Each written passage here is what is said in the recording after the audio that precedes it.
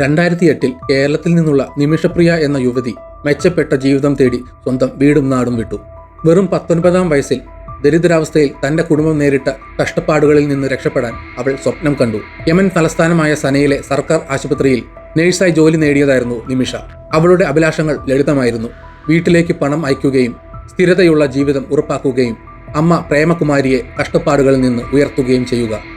എന്നാൽ അവൾ സൃഷ്ടിച്ച സ്വപ്നം ഒരു ദശാബ്ദത്തിലേറെയായി അവളെയും അവളുടെ കുടുംബത്തെയും വേട്ടയാടുന്ന ഒരു പേടി സ്വപ്നമായി മാറി. എന്നാൽ നിമിഷ ഇപ്പോൾ 34-ാം വയസ്സിൽ തലാൽ അബ്ദോ മഹദി എന്ന യമൻ സ്വദേശിയെ കൊലപ്പെടുത്തിയതിന് യമനിൽ വധശിക്ഷയ്ക്ക് വിധിക്കപ്പെട്ടിരിക്കുന്നു. അവളുടെ കേസ് അന്താരാഷ്ട്ര ശ്രദ്ധ ആകർഷിച്ചു. അവളുടെ കുടുംബം, പ്രത്യേകിച്ച് അവളുടെ അമ്മ, അവളുടെ ജീവൻ രക്ഷിക്കാമെന്ന പ്രതീക്ഷയിൽ മാപ്പ് നേടാൻ തീവ്രമായി പരിശ്രമിക്കുന്നു. അവരുടെ അറസ്റ്റ്, വിചാരണ, തുടർന്നുള്ള ശിക്ഷാവിധി എന്നിവയിലേക്ക് നയിച്ച ദാരുണമായ സംഭവങ്ങൾ മിഡിൽ ഈസ്റ്റിലെ നിരവധി കുടിയേറ്റ തൊഴിലാളികൾ, പ്രത്യേകിച്ച് ദാരിദ്ര്യത്തിൽ നിന്ന് രക്ഷപ്പെടാനും അവരുടെ ജീവിത സാഹചര്യങ്ങൾ മെച്ചപ്പെടുത്താനും ആഗ്രഹിക്കുന്ന സ്ത്രീകൾ അഭിമുഖീകരിക്കുന്ന ഇരുണ്ട യാഥാർത്ഥ്യങ്ങൾ വെളിപ്പെടുത്തുന്നു. നിമിഷയുടെ ആദ്യ വർഷങ്ങളിൽ അവളുടെ കുടുംബത്തിന്റെ സാഹചര്യങ്ങൾ മാറ്റാനുള്ള അഗാധമായ ആഗ്രഹമുണ്ടായിരുന്നു. അവരുടെ അമ്മ പ്രേമകുമാരി കേരളത്തിൽ തുച്ഛമായ ശമ്പളമുള്ള വീട്ടുജോലിക്കാരിയായി ജോലി ചെയ്യുകയും ഉപജീവനത്തിനായി പാടുപെടുകയും ചെയ്തു. എല്ലായ്പ്പോഴും മിടുക്കിയായ നിമിഷ തനിക്കും കുടുംബത്തിനും മെച്ചപ്പെട്ട ജീവിതം നൽകാൻ ദൃഢനിശ്ചയത്തിലായിരുന്നു. സാമ്പത്തിക പരിമിതികൾക്കിടയിൽ പ്രാദേശിക ക്രിസ്ത്യൻ സഭ അവരുടെ നഴ്സിംഗ് ഡിപ്ലോമ കോഴ്സിന് ധനസഹായം നൽകി.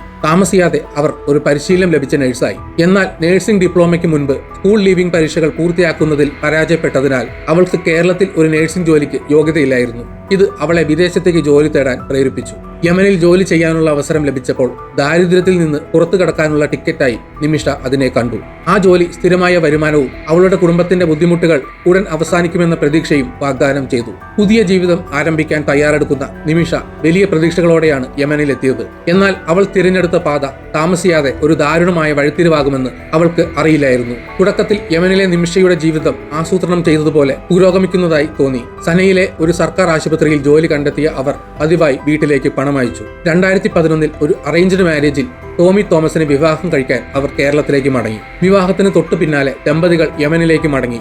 അവിടെ ടോമി ഒരു ഇലക്ട്രീഷ്യന്റെ സഹായിയായി ജോലി കണ്ടെത്തി. വെല്ലുവിളികൾക്കിടയിലും 2012 ഡിസംബറിൽ അവർക്കൊരു മകൾ ജനിക്കുകയും പതുക്കെ ഒരുമിച്ചൊരു ജീവിതം കെട്ടിപ്പടുക്കുകയും ചെയ്തു. എന്നാൽ യമനിലെ ജനജീവിതം സുസ്ഥിരമായിരുന്നില്ല. 2014 ആയപ്പോഴേക്കും സ്ഥിതിഗതികൾ വഷളാകുകയും കുറഞ്ഞ ശമ്പളമുള്ള ജോലിയിൽ അതൃപ്തി പ്രകടിപ്പിച്ച നിമിഷ സ്വന്തമായി ക്ലിനിക്ക് തുറക്കാൻ തീരുമാനിക്കുകയും ചെയ്തു.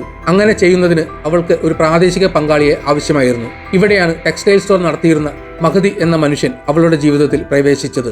നിമിഷ ജോലി ചെയ്തിരുന്ന ആശുപത്രിയിൽ മഹദിയുടെ ഭാര്യ ഒരു രോഗിയായിരുന്നു. ഈ ബന്ധം ഒടുവിൽ ഒരു പങ്കാളിത്തത്തിലേക്ക് നയിച്ചു. 2015 തുടക്കത്തിൽ നിമിഷ സുഹൃത്തുക്കളിൽ നിന്നും കുടുംബത്തിൽ നിന്നും പണം കടം വാങ്ങി അൽ അമൻ മെഡിക്കൽ ക്ലിനിക് എന്ന ക്ലിനിക്ക് തുറക്കുന്നതിനായി 5 ദശലക്ഷം രൂപ സമാഹരിച്ചു. അവർ തന്റെ പുതിയ ബിസിനസ് സംരംഭത്തിൽ മുന്നോട്ടു പോയപ്പോൾ യമനിലെ രാഷ്ട്രീയ സാഹചര്യം കൂടുതൽ വഷളായി. 2015 മാർച്ചിൽ ഒരു ആഭ്യന്തര യുദ്ധം പൊട്ടിപ്പുറപ്പെടുകയും സ്ഥിതിഗതികൾ പെട്ടെന്ന് നിയന്ത്രണാതീതമാവുകയും ചെയ്തു. സംഘർഷത്തിനിടെ 4600 ഇന്ത്യക്കാർ ഉൾപ്പെടെ നിരവധി വിദേശ പൗരന്മാരെ ഒഴിപ്പിച്ചു. എന്നാൽ നിമിഷ തന്റെ ക്ലിനിക്കും അതിൽ നടത്തിയ നിക്ഷേപങ്ങളും ഉപേക്ഷിക്കാൻ തയ്യാറാകാതെ അവിടെ തന്നെ നിൽക്കാൻ തീരുമാനിച്ചു.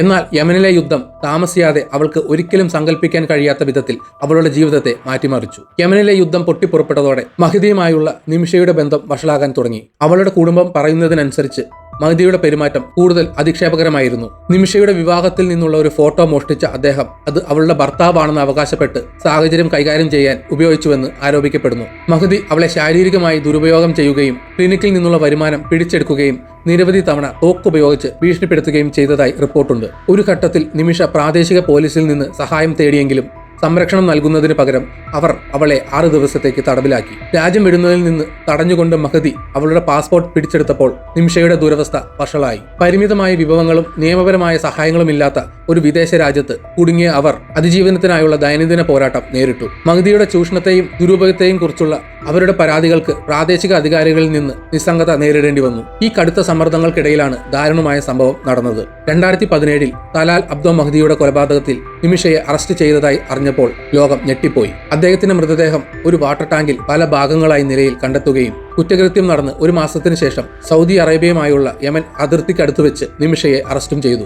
സംഭവത്തിന്റെ വിശദാംശങ്ങൾ അവളുടെ കുടുംബവും നിയമ ഹർജികളും അനുസരിച്ച് നിമിഷ തന്റെ പാസ്പോർട്ട് മഹദിയിൽ നിന്ന് വീണ്ടെടുക്കാൻ ശ്രമിക്കുകയായിരുന്നുവെന്ന് സൂചിപ്പിക്കുന്നു.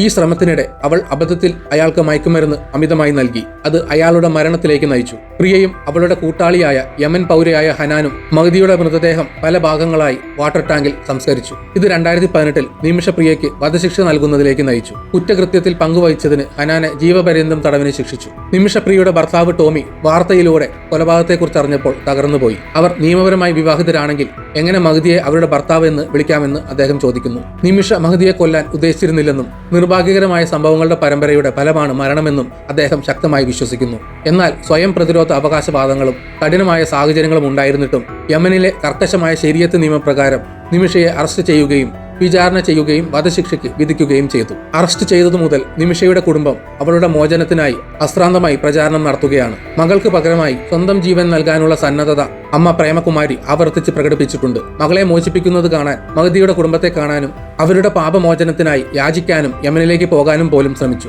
എന്നാൽ യമനിലെ രാഷ്ട്രീയ അസ്ഥിരതയും അവിടെ യാത്ര ചെയ്യുന്ന പൗരന്മാർക്ക് ഇന്ത്യൻ സർക്കാർ ഏർപ്പെടുത്തിയ നിരോധനവും കാരണം പ്രേമകുമാരിയുടെ അഭ്യർത്ഥന നിരസിക്കപ്പെട്ടു. അവരുടെ ലക്ഷ്യത്തെ പിന്തുണയ്ക്കുന്നതിനായി രൂപീകരിച്ച save Nimisha Priya international action council അവളുടെ മോചനം ഉറപ്പാക്കാൻ പ്രവർത്തിക്കുന്നു. നിമിഷയുടെ അമ്മയ്ക്കും 11 വയസ്സുള്ള മകൾ മിഷാലിനും യമനിലേക്ക് പോകാൻ അനുമതി തേടി ഇന്ത്യയിലെ ഡൽഹി ഹൈക്കോടതിയിൽ ഹർജി നൽകി. യമനിൽ നടന്നുകൊണ്ടിരിക്കുന്ന യുദ്ധം മൂലമുള്ള അങ്ങേയറ്റത്തെ അപകട സാധ്യതകളും യമനിൽ ഇന്ത്യയുടെ നയതന്ത്ര സാന്നിധ്യത്തിന്റെ അഭാവം ഉയർത്തുന്ന വെല്ലുവിളികളും ഹർജിയിൽ എടുത്തു കാണിച്ചു.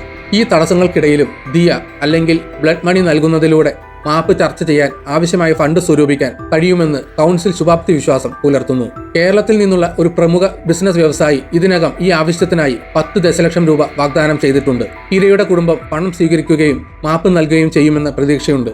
നിമിഷയ്ക്ക് ന്യായമായ വിചാരണ നിഷേധിച്ചുവെന്ന് വിശ്വസിക്കുന്നതിനാൽ നിമിഷയുടെ അഭിഭാഷകയായ ദീപ ജോസഫ് വീണ്ടും വിചാരണയ്ക്കായി വാദിക്കുന്നു. നിമിഷയ്ക്ക് മതിയായ നിയമപരമായ പ്രാതിനിധ്യം വിവർത്തകൻ അല്ലെങ്കിൽ അറബിയിലെ അടിസ്ഥാന നിയമരേഖകളിലേക്കുള്ള പ്രവേശനം പോലും നൽകിയിട്ടില്ലെന്ന് അവർ വാദിക്കുന്നു. ഗൾഫ് രാജ്യങ്ങളിലെ കുടിയേറ്റ തൊഴിലാളികൾ പ്രത്യേകിച്ച് പലപ്പോഴും ശാരീരികവും വൈകാരികവും സാമ്പത്തികവുമായ പീഡനത്തിന് വിധേയരാകുന്ന സ്ത്രീകൾ നേരിടുന്ന കടുത്ത ചൂഷണത്തെ നിമിഷയുടെ കേസ് എടുത്തു കാണിക്കുന്നു. തൊഴിലാളികളുടെ പാസ്പോർട്ടുകളിലും നിയമപരമായ പദവിയിലും തൊഴിലുടമകൾക്ക് നിയന്ത്രണം നൽകുന്ന കഫാല സമ്പ്രദായം ആധുനിക കാലത്തെ അടിമത്തത്തിന്റെ ഒരു രൂപമായി വിമർശിക്കപ്പെട്ടിട്ടുണ്ട്. നിരവധി തൊഴിലാളികൾക്ക് അവരുടെ അധിക്ഷേപപരമായ സാഹചര്യങ്ങളിൽ നിന്ന് രക്ഷപ്പെടാൻ കഴിയാത്തതിനാൽ കഫാല സമ്പ്രദായം ചൂഷണത്തിലുള്ള വാതിൽ തുറക്കുന്നുവെന്ന് ആക്ടിവിസ്റ്റുകൾ വാദിക്കുന്നു. നിമിഷയുടെ കാര്യത്തിൽ മഹദിയുടെ കൈകളിൽ നിന്ന് അവൾ അനുഭവിച്ച ദുരുപയോഗവും അധികാരികളിൽ നിന്നുള്ള പിന്തുണയുടെ അഭാവവും ആത്യന്തികമായ ഒരു ദാരുണമായ ഫലത്തിലേക്ക് നയിച്ചു. അവളുടെ പ്രവർത്തനങ്ങൾ മുൻകൂട്ടി ആസൂത്രണം ചെയ്തിട്ടില്ലെങ്കിലും അവളുടെ അറസ്റ്റിനും വിചാരണയ്ക്കും ചുറ്റുമുള്ള സാഹചര്യങ്ങൾ സൂചിപ്പിക്കുന്നത് അവൾ വ്യവസ്ഥാപിതമായ ചൂഷണത്തിനും വ്യക്തിപരമായ ദുരുപയോഗത്തിനും ഇരയായിരുന്നു എന്നാണ്.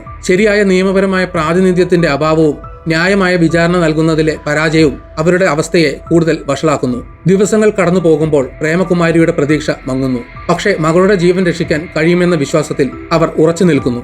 വർദ്ധിച്ചു വരുന്ന വെല്ലുവിളികൾക്കിടയിലും സേവ് നിമിഷ കൗൺസിൽ നീതിക്കായി പോരാടുന്നത് തുടരുന്നു. അവളുടെ കേസിന് അർഹമായ ശ്രദ്ധ ലഭിക്കുന്നുണ്ടെന്ന് ഉറപ്പാക്കാൻ പ്രവർത്തിക്കുന്നു. യമനിലെ ദുഷ്കരമായ രാഷ്ട്രീയ സാഹചര്യം ഉൾപ്പെടെ നിരവധി തടസ്സങ്ങൾ മറികടക്കാനുണ്ടെങ്കിലും നിമിഷയുടെ കുടുംബത്തിന് മാപ്പ് ചർച്ച ചെയ്യാനും അവളുടെ ജീവൻ രക്ഷിക്കാനും കഴിയുമെന്ന് പ്രതീക്ഷയുണ്ട്. ഒടുവിൽ നിമിഷയുടെ കഥ ഒരു ദുരന്തം മാത്രമല്ല, മിഡിൽ ഈസ്റ്റിലെ കുടിയേറ്റ തൊഴിലാളികൾ അഭിമുഖീകരിക്കുന്ന ആഴത്തിലുള്ള പ്രശ്നങ്ങളുടെ പ്രതിഫലനം കൂടിയാണ്. അവളുടെ കുടുംബം അവളുടെ മോചനത്തിനായി പോരാടുന്നത് തുടരുമ്പോൾ നിമിഷപ്രിയയ്ക്ക് നീതി നൽകുന്ന ഒരു അത്ഭുതവും വർഷങ്ങളായി അവൾ അനുഭവിക്കുന്ന കഷ്ടപ്പാടുകൾക്കുള്ള പരിഹാരവും പ്രതീക്ഷിച്ച് ലോകം ഉറ്റുനോക്കുന്നു. നിമിഷപ്രിയയുടെ കേസ് പരിഗണിക്കുമെന്ന് ഇറാൻ അടുത്തിടെ വ്യക്തമാക്കിയിരുന്നു. ഇറാൻ സഖ്യകക്ഷിയായ ഹൂത്തി തീവ്രവാദികളുടെ നിയന്ത്രണത്തിലുള്ള യമന്റെ ഭരണതലസ്ഥാനമായ സനയിലാണ് കേസ് പരിഗണിക്കുന്നത്. ഇറാനിയൻ ഉദ്യോഗസ്ഥന്റെ സഹായം നേഴ്സിന്റെ ജീവൻ രക്ഷിക്കാൻ ഇന്ത്യയെ സഹായിച്ചേക്കാം. പുതിയ വാർത്ത അനുസരിച്ച് മലയാളി നേഴ്സ് നിമിഷപ്രിയയുടെ വധശിക്ഷ യമൻ പ്രസിഡന്റ് റഷാദ് അൽ അലീമി അംഗീകരിച്ചിട്ടില്ലെന്ന് യമൻ എംബസി വ്യക്തമാക്കി.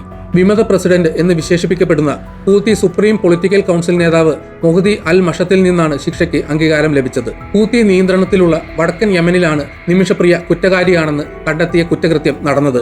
നിമിഷയെ പാർപ്പിച്ചിരിക്കുന്ന ജയിലും ഹൂത്തി നിയന്ത്രണത്തിലുള്ള പ്രദേശത്താണ്. ഹൂത്തി വിഭാഗത്തെ പിന്തുണയ്ക്കുന്ന ഇറാൻ ചർച്ചകളിൽ മധ്യസ്ഥത വഹിക്കാൻ സന്നദ്ധത പ്രകടിപ്പിച്ചത് പ്രതീക്ഷ നൽകുന്നു. അതിനാൽ നിമിഷയുടെ കേസിൽ ആശാവഹമായ ഒരു ചെറിയ ചലനം ഉണ്ടായിട്ടുണ്ട് എന്ന് പ്രതീക്ഷിക്കാം. ശുഭപ്രതീക്ഷയോടെ.